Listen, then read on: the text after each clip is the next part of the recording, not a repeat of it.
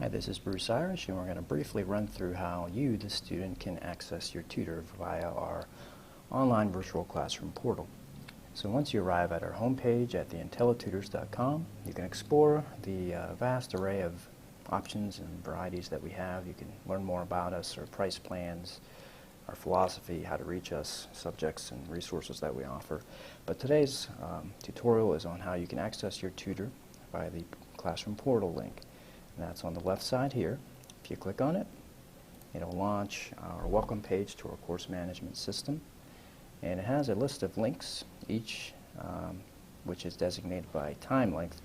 And that time length is significant for a subscriber who uses the credit card enrollment method, meaning they subscribe or they pay via credit card, and the links have a time length designated next to them, as you can see in the names. And so let's say somebody wanted to pay for 60 minutes worth, a session of 60 minutes, then this would then have a little key icon next to that if this link were a credit card enrollment link. But our demo of a credit card enrollment will be this 120-minute session portal link. You'll come to an agreement with your tutor as to the name of the link, the time length specified by the name of the link, and of course it will then have a icon like this next to it. It'll be custom made to your particular subscription that you have with your tutor. So with that said, we will then simulate an enrollment that is via credit card. And you'll also be emailed by your tutor a set of credentials that you will use to subscribe and enter the system. So let me just make sure I enter this in correctly. And upon doing so, for a credit card subscription or enrollment, you'll then be presented with a screen that gives you the cards that we accept, the cost of that particular enrollment, and the name of the course that you're, or the link and the course that you're enrolling in. And sometimes your teacher's name will be listed, or your tutor's name will be listed here. This is custom to whatever length of time that you're wanting, whatever your billing cycle is like. So if it were like a bi-weekly, you wanted to enroll or pay bi-weekly for 2 weeks worth of courses, well then we could make your link say something a little more tailored to what your subscription would look like. And so then once you've identified the correct link and that the course information is correct and that you have one of these cards that will be processed by our secure to-checkout payment processing system, you'll then want to click on this button here, send payment via credit card. And upon doing so, it will take you through a flow of various forms and fields that you want to enter your billing information in.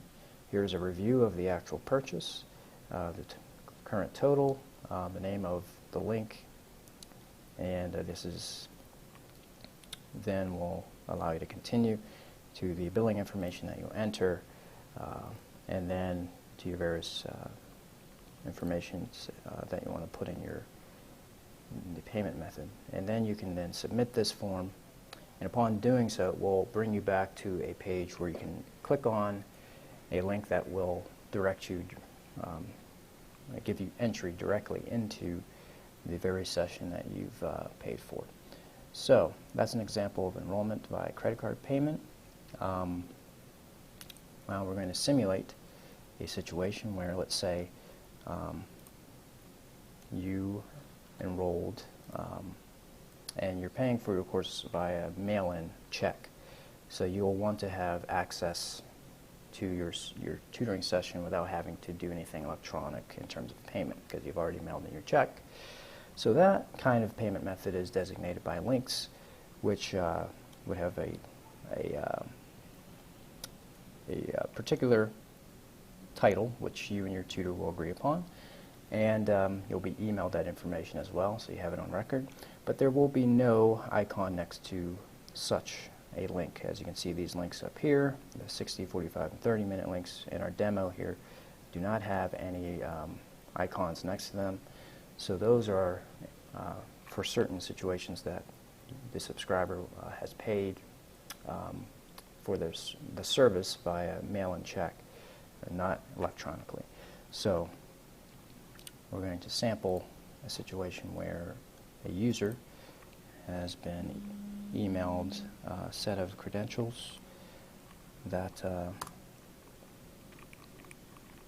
correspond to an enrollment method that is through a mail and check, a payment method that is through mailing in a check. And here's an example of a set of credentials that would correspond to that. And let's hope I get this right. Okay, and we'll log in. And as you'll see, you're given direct entry to our welcome page where you can actually find the link of the that you and your tutor will agree upon, that you click to have direct entry to the virtual classroom. So upon doing so, it will then launch the classroom, and it's designated, giving you notice that it's loading it by this loading wheel, which will then turn into a loading bar. And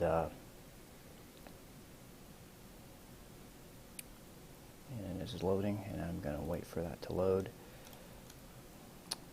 All right, so almost there, and it takes about 30 seconds to load,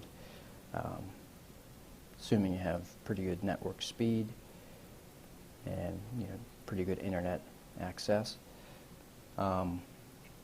So once you've done that, you'll be presented with a little dialog asking permission to use for our service to use your camera and microphone. You want to click allow, and as you can see, it's the webcam has turned on. You also want to make sure that your microphone matches the one that is being used on your machine. And we'll test that whenever we have our live session, but you'll be given a list of options here in this box. I'm using a set of headphones, so it's my jack mic here. And so you can also do start recording test to make sure your microphone is working properly. You can start your conference, and that is how you then enter your classroom. And we will get into some of the specifics of how you actually function in the classroom in our next video, but that is our first part. Thank you.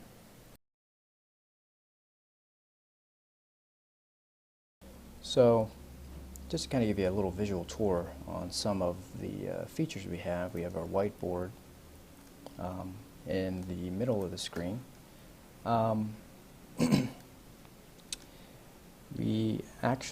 This whole space here is allotted, it's allocated for the whiteboard, where we can actually write things on here.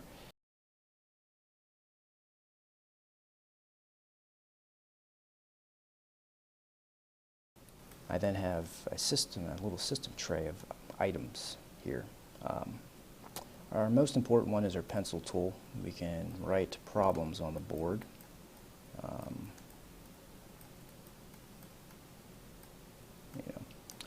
That's one thing that you'll definitely want to get used to. We can specify particular objects on the board. Just click on this little pointer icon and click on the board. Our line tool, we can underline items. Text tool, we can click, and here is a text box with text. We can undo certain things, so if we wanted to erase that, we can undo it. We can also erase by clicking on our selected object arrow and clicking on objects on the board. Let's make sure that we're clicking on the object, okay. There we go. And